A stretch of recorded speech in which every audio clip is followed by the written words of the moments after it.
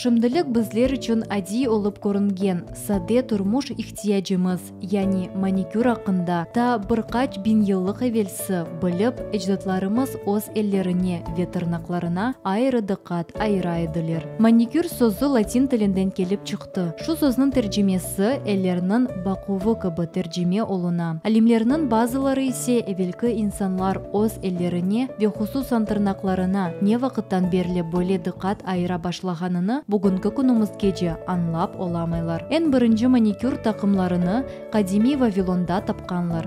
Қадими Мысырда да қадынлар эллерінің гүзелігіне бұйық әмиет беріп, тырнақ остырып, оларны боялайдылер. Мисал үшін Клеопатра оның тырнақлары гүзел, қырмызы түсте олсын деп, оларны қына иле боялай еді. Әмде бөле мерақлы факт.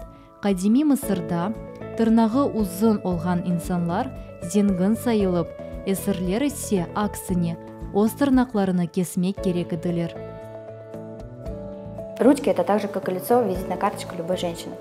И за ними требуется такой же уход, как и за нашим лицом.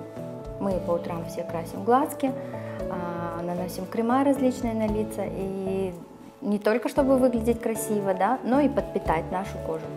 С руками я рекомендую всегда делать то же самое. Почему? Потому что они очень подвержены и погодным условиям, ветер, холод, жара и так далее.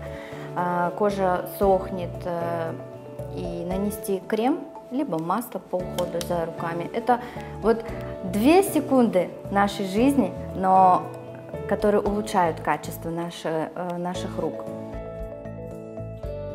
Шымдықы тырнақ лаглары эвелері қадими Қытай цивилизациясында бар еді. Шу бояға, мұмны, емырта сарысыны ве гумми арабиканы қошайдылер. Эвелері базы ерлерде тырнақларыны гүзелештірмек үшін атта алтын еплеріні қолана еділер. Біздің дінімізде ise сүннетке көре, әрбір инсанда қысқа, бақылған, теміз тырнақлар олмақ керек. Қадынлар ise оз тырнақларыны қыналай білелер.